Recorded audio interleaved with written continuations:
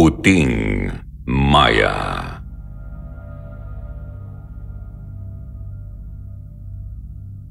Hi Sir Jupiter. Isa po ako sa inyong avid fan simula pa noong unang nag-boom ang channel niyo dito sa YouTube. Itago niyo na lang po ako sa pangalang Allen. Actually, pangatlong padala ko na po ng kwentong ito sa inyo. Tingin ko po, sa dami ng nagpapadala ng sulat sa inyo, natatabunan na palagi yung sa akin. Kaya heto, nag-try na naman akong mag-email sa inyo.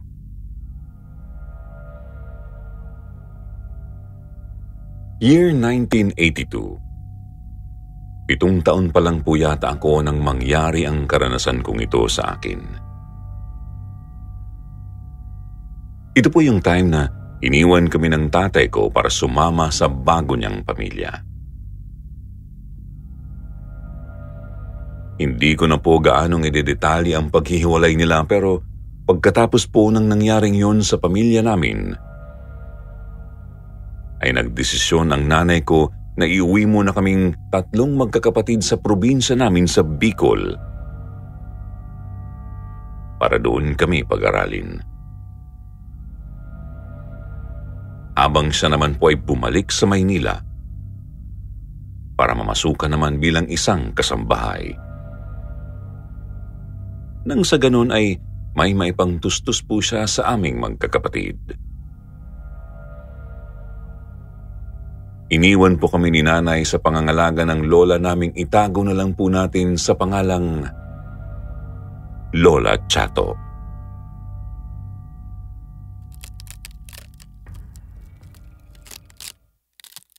Allen, tapos nang magsibak ang Kuya Randy mo dun sa likod bahay, abay tumulong ka na maghakot nun at nang makapagsaing na tayo. Opo, La, sandali lang po, tatapusin ko lang po itong pagbubunot. Abay, gusto mo bang abutin kayo ng dilim sa paghahakot ng mga sinibak doon sa likod bahay? Mamaya na nga yung pagbubunot. Hala, sige, tulungan mo ang kuya mo dun. Istrikta, masungit at matapang. Yan po ang ilan lang sa mga katangian ni Lola Chato na dahilan kung bakit ayaw po sana naming magpaiwan noon sa pangangalaga niya. Kaya lang ng mga panahong yun ay wala ho kaming choice na magkakapatid dahil wala naman pong ibang mapag-iiwanan sa amin si nanay. Isa pa, kung ang pag-uusapan naman po ay paraan ng pag-aalaga ay masasabi kong nasa mabuting kamay naman kaming magkakapatid. Yun nga lang po, hindi namin maiwasan madalas na mapabusangot sa tuwing naririnig namin ang mga sermon ni Lola. Dahil totoo naman hong nakakatuliling ang napakaingay na bibig niyang mahilig noong mangratatat.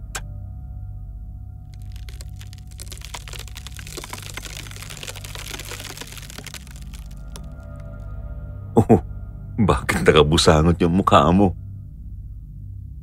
Natatawa-tawa pang nagtanong si Kuya Randy sa akin nang dumating ako sa likod ng bahay at inabutan ko siyang ipapasok na sana sa loob yung mga piraso ng sinibak niyang kahoy. Gawa kasi ni Lola hindi pa ako tapos magbunot ng sahig. Inutusan na naman akong tulungan ka raw maghakot. Kaya mo naman to eh. Loko, sumunod ka na lang para di ka mapagalitan. Sige na, maghakot ka na dyan at ipapasok ko muna itong ibang sinibak sa loob.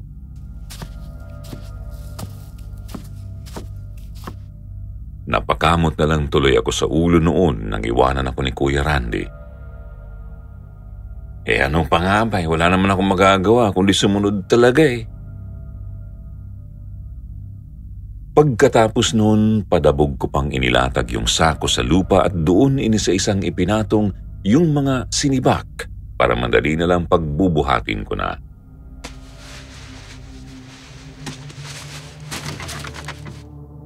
Pero hindi pa man ako nakakakalahati noon sa paglalagay ng mga kahoy sa ibabaw ng sako, Sir Jupiter. natatandaan kong bigla na lang akong nakarinig ng mga kakaibang huni.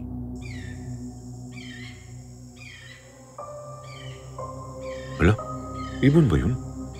Ang ganda naman ng huni. Parang kumakanta. Noon lang po ako nakarinig ng ganong klaseng tunog. Napakasarap sa tenga. Kaya hindi ko naiwasang magpalinga-linga sa paligid para hanapin kung anong klaseng ibon ang gumagawa nun. Nung una, natatandaan ko pa nga po na wala agad akong ibang nakita sa paligid ko. Kundi yung mga nagtatayo ang puno na may malalagong dahon na parang sumasabay sa direksyon ng hangin. Pero maya-maya po nun, bigla ring may nahagip ang mga mata ko na talaga naman pong nakapagpahanga sa akin. Wow! Ang ganda naman ng ibong yun ah! Maya ba yun? Pero bakit puting-puti? Tapos parang lumiliwanag pa. Medyo madilim na rin po kasi noon dahil papalubog na ang araw. Kaya lalo kong napansin yung parang maputiring liwanag na bumabalot sa katawan ng kulay puting maya na nakita kong nakadapo sa sanga ng isang punong mangga sa bakuran ni Lola. Doon ko na kumpirma na siya nga yung humuhuni at lumilikha ng napakagandang tunog na yun, kaya natuwa ko. Hala, ang ganda talaga ng ibon. Hulihin ko kaya yun. Unti-unti pa akong lumapit sa nasabing ibon, Sir Jupiter. Pero parang naramdaman yata noon ang presensya ko. Kaya bigla na lang siyang lumipad palayo.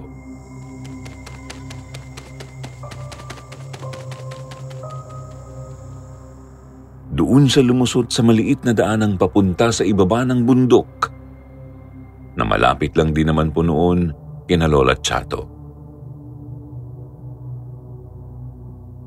Siyempre dahil bata pa nga ako noon, medyo na-carried away ako sa pagsunod doon sa ibon. Hahakbang na sana ako papasok doon sa medyo masukal na daang yun nang bigla na lang akong tawagin ni Lola Chato. Hoy, Allen!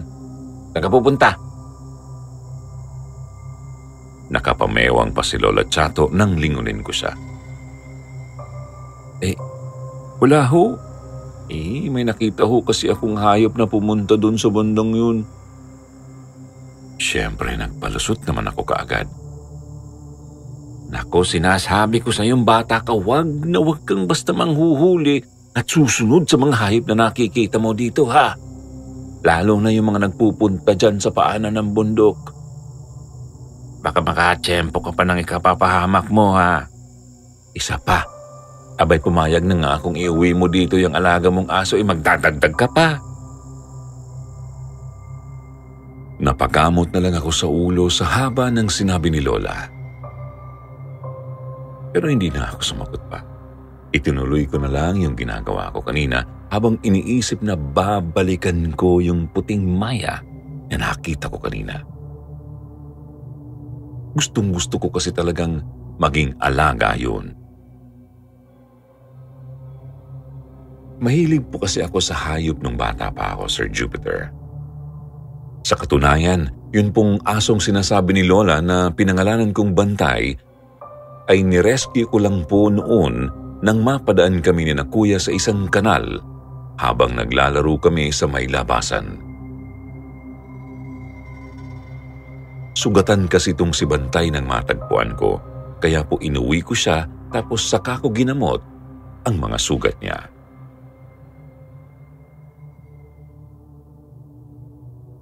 Matapos po yung unang beses na nakita ko yung ibon, Sir Jupiter, halos araw-araw ay inaabangan ko na yun doon sa may likod bahay. Kaya lang po siguro, mag-iisang linggo na akong nakaabang hindi pa rin talaga nagpakita yun sa akin. Kaya naman nung nainip na talaga ako sa kahihintay, isa na namang kalokohan ang naisip ko na sigurado akong ikagagalit ng lola ko kapag nahuli niya ako.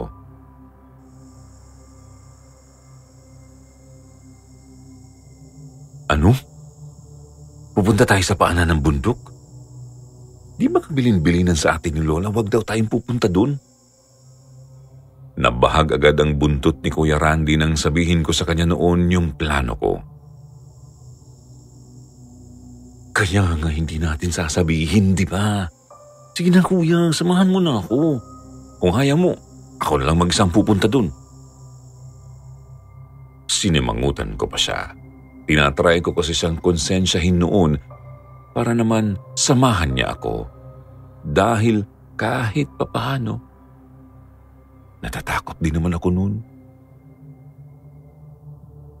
Ang sabi raw kasi ni Lola Chato sa amin, kaya raw ayaw niya kaming payagang magpunta doon sa paanan ng bundok ay dahil marami daw doong mga engkanto. Isusumbong kita, Allen, ha? Napakatigas talaga ng ulo mo. Palibhasa, tatlo-tatlo yung puyo mo eh. Nginiwian pa ako ni Kuya bago niya ako iniwan noon sa likod bahay. Akala niya kasi hindi ko gagawin yung sinasabi ko. Akala niya siguro noon tinatakot ko lang siya. Pero hindi. Talagang desidido ako noon sa trip kong gawin. Gusto ko talagang maging alaga yung puting maya na nakita ko. Kaya po noon din mismo, siguro nung mga bandang 2:30 ng hapon, nagdesisyon na po talaga akong magpunta sa paanan ng bundok at hulihin na nga yung puting maya. Isinama ko na lang po noon ang pinakamamahal kong asong si Bantay para kahit papaano ay hindi naman ako totally mag-isang lalarga.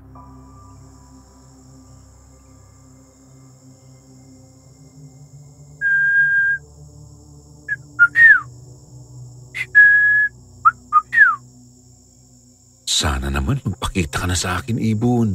Haalagaan naman kita na maayos eh.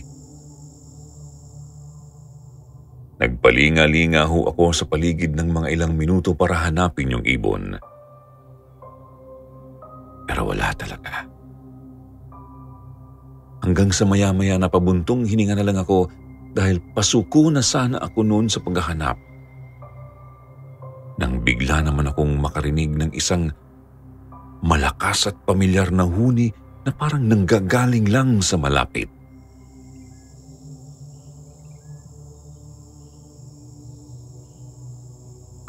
Ala siya yun, yung puting maya. Napasigaw pa ako sa tuwa. Nakita ko ho, Sir Jupiter, yung napakagandang ibon na lumilipad-lipad sa himpapawid at sumasabay sa bawat sayaw ng mga dahon at sanga ng mga punong nakapaligid sa amin. Talagang manghang-mangha po ako noon. Excited na excited ko pang inabangang dumapo yung ibong yun bago ko ho inihanda yung hiniram kong tirador kay Kuya Randy. Kamagalala, Maya. Hindi naman kita patatamaan ng gusto eh. Kailangan ko lang gawin to para mahuli ka. Wala pa man, ay nanghihingi na po ako agad ng paumanhin kung sakaling masaktan ko yung ibon. Maliit na bato lang naman ang ibinala ko sa tirador ni Kuya. At balak ko lang pong patamaan yung isang pakpak nito para mahulog siya sa sanga at panandaliang hindi makalipad. Medyo sanay na akong gawin yun ng mga panahong yon kaya alam ko kung ano ang ginagawa ko.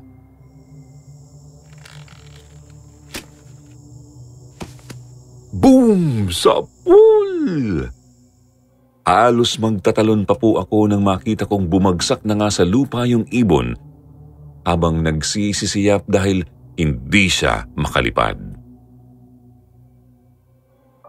Nasaktan ko nga yung isang pakpak nito kaya mabilis ko siyang pinulot at akma ko na po sanang isisilid yon sa dala kong maliit na kulungan o panghuli ng daga. Nang bigla na lang akong makarinig ng hiyaw mula sa likuran ko. Allen! Si Lola Chato. Hindi pa man ako lumilingon na alam kung siya nga yung tumawag ng pangalan ko. Diyos ko po, Allen, patatawarin. Bitiwan mo yung hawak mo. Alaga yan ng engkanto. Parang biglang nataranta ho ang boses ni Lola Chato sa pangalawang sinabi niya. Kaya sa gulat ko ay bigla kong naihagis yung puting maya. Talaga hanggang sa bigla yung tumama ng malakas sa katawan ng puno sa malapit. Sus, Mariusip, kang bata ka. Anong ginawa mo? Bakit naman sa dinami-dami ang hayop na maiisipan mong saktan yung pang-alaga ng engkanto? Matagal nang nakakatulong sa mga taga rito ang ibong yan, Allen. Humuhuni yan na parang kumakanta bilang babala sa tuwing may paparating na dilubyo dito sa lugar natin. Halos maiyak po sa inis sa akin si Lola Chato. Nang lapitan niya pa nga ako noon ay pinuntiryan niya agad yung punong tenga ko. Hila-hila niya yun hanggang sa makauwi kami ng bahay. Sir Jupiter, ito na po yung simula ng medyo nakakakilabot na parte ng karanasan kong ito. Alam niyo po ba, habang kinakaladkad pa lang ako ni Lola Chato noon pauwi, ay panay na ang tahol ni Bantay sa likuran ko habang naglalakad siya ng patalikod. Ang ibig ko pong sabihin naglalakad siya kasunod namin pauwi, pero doon po siya nakaharap sa pinanggalingan namin. Napansin ko yun dahil nilingon ko kung kasama pa ba namin ang aso ko. Baka po kasi kako naiwan si Bantay doon sa paanan ng bundok, tapos yun ang nakita ko. Bukod pa doon, habang papauwi kami, Sir Jupiter, nagsisimula na rin po akong makaramdam ng kakaiba. Bigla akong nahilo. Hindi ko alam kung dahil ba sa pingot ni Lola Chato, pero talagang umikot pong bigla ang paningin ko hanggang sa tuluyan na akong mag-blackout. Nagising ako, Sir Jupiter, na pinalilibutan po ako ni na Lola Chato, Kuya Randy, ng bunso naming kapatid, ng isang matandang lalaking hindi ko kilala at ni nanay. Nagtaka pa nga po ako kung bakit nandun si nanay Ang bilis naman huka ko niyang nakauwi. Anak, 3 araw ka nang tulog. Ano bang nangyari sa'yo? Umahagulhul po si nanay pagkatapos niyang sabihin sa akin yun. Ako naman po agad na nagtaka. Sasagot sana ako kay nanay pero bigla akong kinabahan dahil hindi ko magawang ibuka ang bibig ko. Sa ngayon, nasa impluwensya pa rin siya ng engkanto. Sa tingin ko talagang nagalit ito sa kanya dahil napatay ng apo mo, Chato, ang alaga nitong ibon. Yun pong matandang lalaki ang nagsalita. Doon ko napagtantong ito pala yung kaibigang albularyo ni Lola Chato. Diyos ko, yan na nga ba talagang sinasabi ko? Napakatigas kasi talaga ng ulo ng batang yan. Bigla rin hong naiyak si Lola pagkatapos ay napaupo pa sa sahig na parang nanghihina sa mga nangyayari sa akin. Sinubukan ko po ulit noong magsalita pero hindi ko talaga kaya. Tapos hindi ko rin kayang igalaw ang kahit na ano sa buong katawan ko maliban lang sa mata. Teka, Mang Diosdado, Ano ho yung biglang sumusulat sa balat ng kapatid ko? Ano ho yan? Kitang-kita ko naman ho na biglang pinanlakihan ng mata si Kuya Randy habang itinuturo niya ang mga braso at hita ko na doon ko lang po naramdamang bigla rin palang humapdi. Kukunin na kita? Yan ang nakasulat sa balat ni Allen. Kukunin na raw siya. Diyos mio, por santo.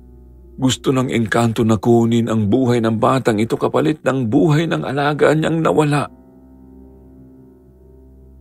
Bigla po akong kinilabutan sa narinig kong sinabi ng albularyo, Sir Jupiter.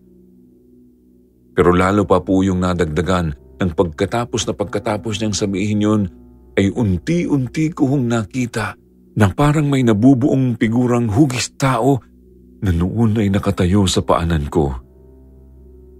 Mula sa ibabang bahagi ng katawan nito pataas, una pong nabuo yung napakalaki at pahabang paa ng nilalang na may kulay puting-putiring balat, paakyat sa tuhod niya. Hanggang sa katawan, hanggang sa sumilip na rin pati ang malalaki nitong kamay na may mahahabang kuko na animoy nakakabit lang din sa ilalim ng balat nito. Hanggang sa mabuo na rin mismo ang ulo nito at nakita ko po ang napakapangit at nakakapangilabot niyang itsura. Mukha po itong halimaw, Sir Jupiter. Mukha itong nakakatakot. Puting-puti nga ang balat niya hanggang sa mukha, pero pagdating sa parting yun na pinakahuli ko pang nakita ay kulubot yun na parang ampalaya. Hindi ko masabi sa mga kasama ko na may nakikita akong nilalang sa paanan ko na ngayon po ay humahalakhak na sa harap ko na parang pinagtatawanan po ang sitwasyon ko.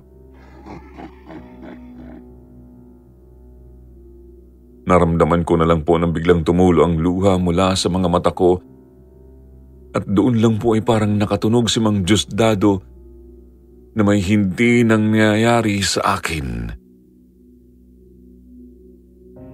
May nakikita ka, anak? Andito siya kasama natin, tama? Umikit na lang ako bilang tugon sa tanong ng albularyo, Sir Jupiter. Nakita ko po na kahit siya ay natakot nang malamang nasa malapit nga ang galit na engkantong gustong gumanti sa akin. Maya-maya ho, hindi na lang kami ni Mang Diosdado ang halos mapaihina sa salawal dahil sa takot. Dahil bigla ko na lang pong naramdaman na unti-unti na akong umaangat sa ere na parabang may kung anong puwersang bumubuhat sa akin. Talagang takot na takot po ako noon, Sir Jupiter, pero hindi ako makasigaw. Akala ko po talaga noon katapusan ko na, lalo na nang mapagtanto ko na parang balak pala akong ihagis ng engkanto tulad ng hindi sinasadyang nagawa ko sa ibong alaga niya. Ang masama pa po noon, nasa itaas kami ng bahay ni Lola Chato at medyo mataas ang ibabagsak ko kung tama ang hinala kong sa bintana ako balak ihagis noon ng engkanto. Wala pong nagawa yung mga kasama ko. Sinubukan nila akong pigilang umangat sa ere pero lahat po sila tumalsik nang may kung anong puwersang bigla na lang nagpalayo sa kanila. Ipinikit ko na lang po ang dalawang mata ko ng mariin at handa na po sana akong tanggapin ang sakit na matatamo ko kapag bumagsak na ako sa lupa. Pero bigla na lang pong bumukas yung pintuan ng kwarto namin tapos ay iniluwa noon ang alaga kong si Bantay na mabilis pong dumiretso doon sa harap ng engkanto at nagtatahol.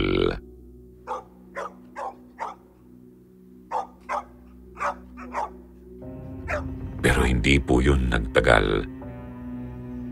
Mga ilang taon lang ang binitiwan ni Bantay dahil pagkatapos ng ilang segundo ay nagulat po kaming lahat nang bigla siyang umupo ng tahimik sa parting yun kung saan ko nakitang nakatayo yung engkanto. Tapos bigla po siyang yumuko na parang nakikiusap. Diyos ko po, ang alaga mo, Allen. Mukhang nagsasakripisyo sa para sa'yo.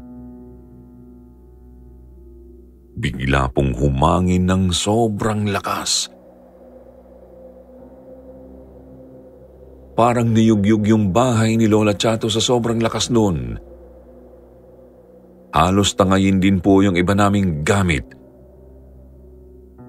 Pero si Bantay ay nagstay lang po talaga sa ganung posisyon. Doon po talaga tumulo ng tumulo ang luha ko, lalo na nang bigla na lang maglaho yung engkanto sa paanan ko at kasabay noon ay nawalan po ng malay si Bantay.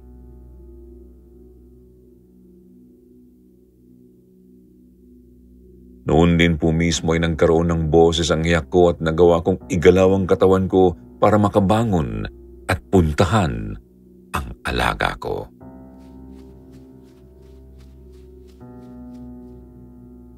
Wala na siya, Allen. Iniligtas ka niya. Umiiyak na rin po si Kuya Randy noon habang tinatapik yung balikat ko.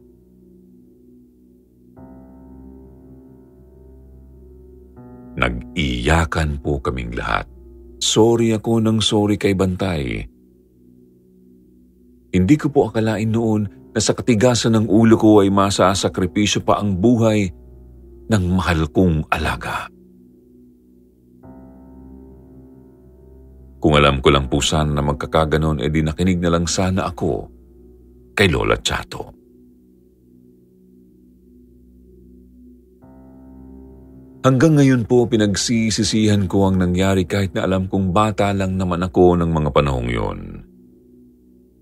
Pagkatapos po noon, Sir Jupiter, para makabawi sa alaga ko, doon ho ako nagsimulang mag-ampon ng mga ligaw na aso't pusa hanggang ngayong matanda na ako. Sa katunayan ay nagpatayo pa nga po ako ng maliit na shelter para sa kanila. Sa tabi mismo ng bahay ko. Yun po kasi ang paraan ko para makabawi ako sa pagliligtas sa akin ni Bantay. Dahil naniniwala po ako na utang ko sa kanya ang ikalawang buhay ko.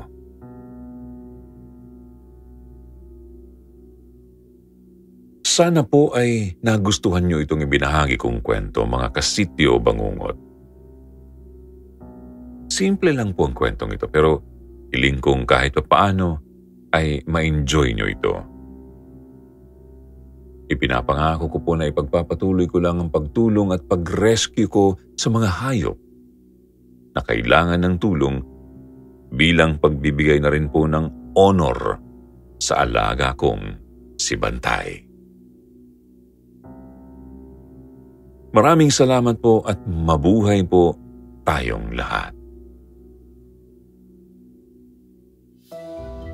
At ngayon naman, ito na ang ating shoutout portion. Shoutout kay Arnie, Shasha Sudario, Jen Marcelo, Athena Lee, Tessa Aguilar, Cheche Gentiles. Shoutout din kay Christine Landingen, Elizabeth Douglas, Mayumi Makisig, at I Am Princess Ubay. Ito naman ang ilan sa magandang comment sa ating mga stories mula kina Maria Cristina Andayaco at Zarina May Ramos. Sabi ni Maria, good evening po Sityo Bangungot family. Silent listener po dito sa bansang Kuwait. Sobrang ganda po ng pagnanarrate ng kwento nyo habang nagtatrabaho ako dito. Nakaka-relax sa pakiramdam. Sabi naman ni Zarina May Ramos, nakikinig kahit ano pang ginagawa. Pangpa-energize ko na po ang mga stories nyo, mga ka-Katie at SB. Love your stories po. Di ako nakakakilos para gumawa sa bahay kung di kayo pinapakinggan kahit pa ulit-ulitin ko ang mga stories. Sa mga hindi po nabanggit sa susunod po, kayo naman. Huwag nyo lang pong kalimutang mag-reply sa ating shoutout box na nasa comment section para ma-shoutout ang inyong mga pangalan. Muli po, mula sa bumubuo ng Sitio Bangungot. Ito po ang inyong lingkod, Jupiter. Nagpapasalamat.